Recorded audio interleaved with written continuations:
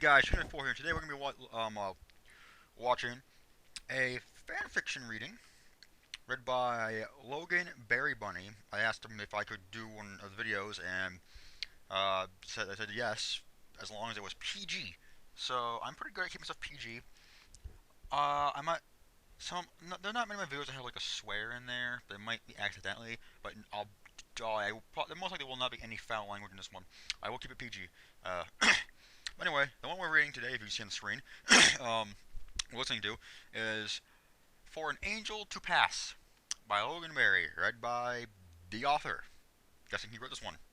I think it's he. Yeah, he. I don't know. But anyway, I'm guessing Angel dies. He's a prick. Angel's a prick. But he's like that prick that you just love, and you don't want them to you don't want anything bad. You don't want too much bad happening to them, but you still want to see them miserable. But at the same time, you want them to succeed. So yeah, it's confusing, but it works. But anyway, let's just get on. I've been talking for far too long today. Let's just get started and go. Dear Lord. For an Angel to Pass by Loganberry. Amazing. Read by Loganberry. Yep. Baby rabbits hopped and played in the dewy grass around the tree cottage as dawn broke over the garden. Chasing each other in and out of the chicken house's legs, just as they'd done for so many years, in the knowledge that here, close to Everfree as it might be, they had a protector. They did? Despite everything that had happened these last few days, Fluttershy. I couldn't help give them a small secret smile. Who? Let them have just a little more happiness. Who? Would they even notice the change in this secluded corner of Ponyville? Who? Eventually, I knew they'd have no other choice. The melancholy that suffused the air was spreading like a cold November mist. And it was like a mist too in the way that it seemed to deaden sound. The garden had always been a quiet place, but this had a different texture to its former calmness. It did? Gradually, too, these bunnies would start to appreciate that something important was missing. Angel's dead. Slowly the realisation would dawn that no more would they scatter wildly as a determined, bad-tempered buck dashed through their playground, a mildly exasperated Pegasus skittering after him with a carrot in her hoof. We used to think those days would last forever. Alright. But nothing ever does. Nothing ever does. Okay. A memory. Perhaps not so much a memory as a series of snapshots. Each blurring into the next, but standing individually clear and cold. Alright. Fading now, but still strong in their own way. A cookbook. A cherry. A slap. A mailbox. A rope. A stare. And everything had changed forever. No one else really believed it. Not at first, and not all of the ponies cared to hide their feelings. Some of them thought that a line had been crossed that could not be uncrossed, and that it should still be the end. This picture is nice right here. A couple of weeks after it was over, I sat by the window and watched Rainbow Dash glide smoothly along the river. Okay. As she reached the little bridge at the bottom of the garden, she glanced over towards the cottage with a tiny shake of her multicoloured mane. It was a bare twitch of the head, and if you hadn't been paying attention, you'd never have seen it. Of the head. But I saw it all right. Of course, I could never tell Rainbow what I'd seen her do, but I didn't forget that. What was it? What did she do? I guess that proud Pegasus never really accepted our partnership, even after Tornado Day. Ironic, really. Yes, Tornado Day. More accurately, that training session. The difference in the way we worked together that day was extraordinary.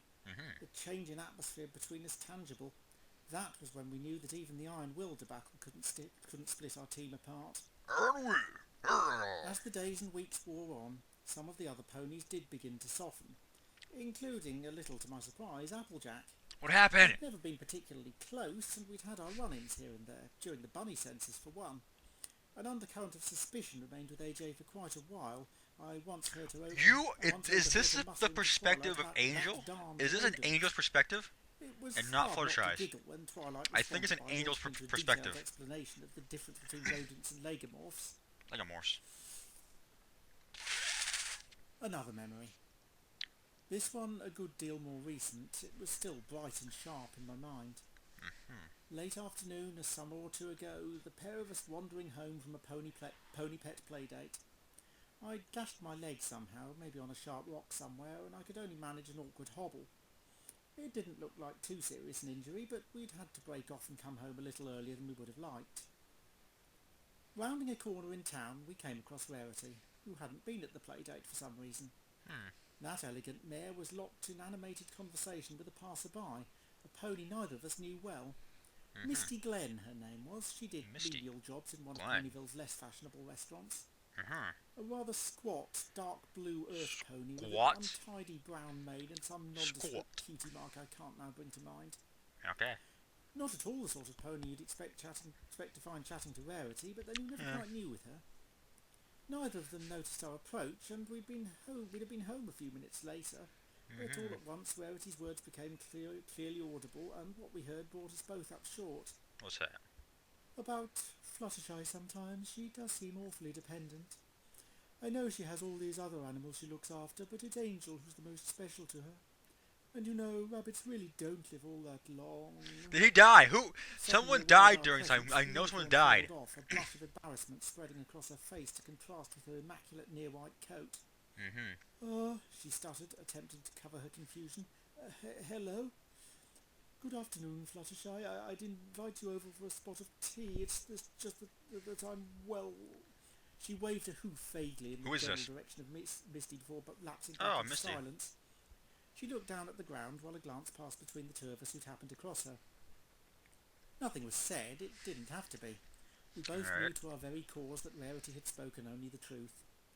Of what? It wasn't anything we hadn't known for a long, long time.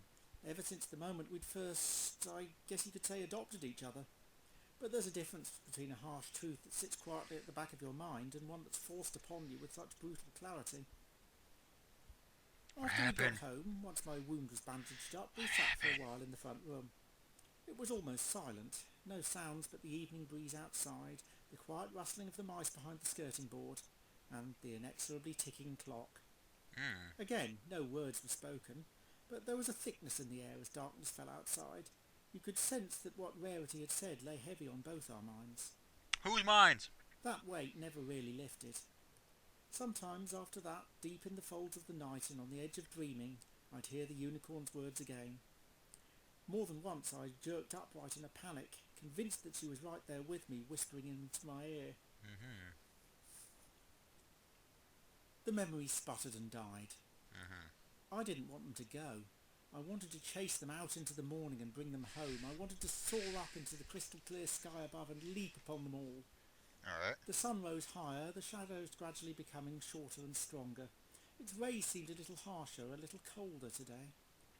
Perhaps they always would now. I raised my head. I knew now where my path must lead. As a distant solitary Pegasus blocked out the sun for a moment, I thought of my family for the first time in, I don't know, years certainly. But those days were long gone. Nice reading, dude. Everyone I might turn to now was right here in Ponyville. You've got a nice reading voice. But if I stayed, every day I'd wake to an echoing cavernous silence. Every day, no matter how many ponies and bunnies and critters might there be with me, there'd be a yawning, unfillable gap. I thought of the face that should really have been there. What's that? A face that you had to work to understand, and few had really tried, but the face of one who had understood me so very deeply. I lifted my eyes a little further, gazing up at the blueness above and feeling the warmth on my face. For a moment I wondered, could I come back here one day? Perhaps this could be home again, perhaps I could begin to heal. I shook my head forcefully, trying to knock some sense back into it. Deep in my heart I knew that all I would get if I trod that road would be misery piled upon misery.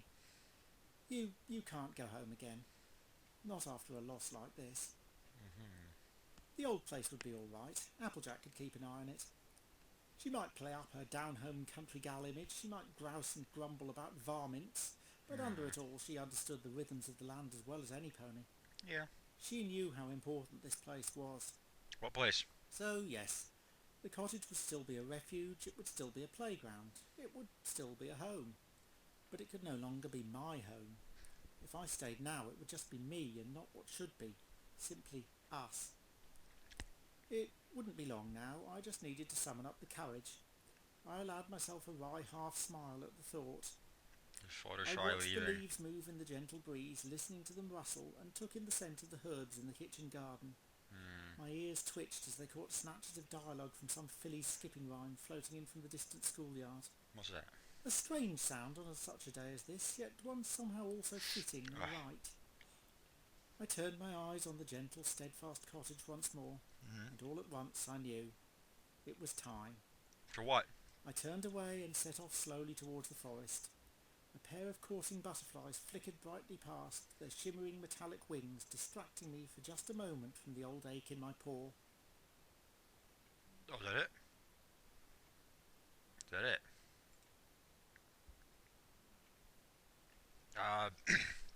Well, I guess that was it.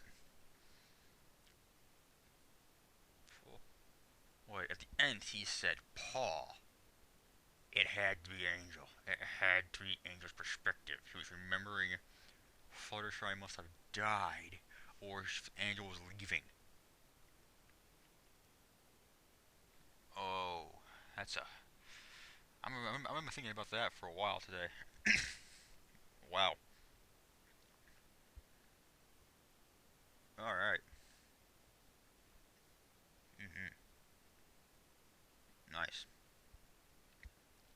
Oh, yeah. That was good.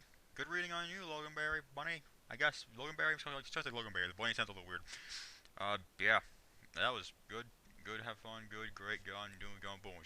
See you guys next time. Remember to stand strong and burning out. See you guys next time. Hey guys, if you like that video, remember to like, comment, subscribe. If you want to see any of my other videos, click on one of the annotations in the corners, which should be up, if not by when this video comes up, by tomorrow, like always. See you guys next time.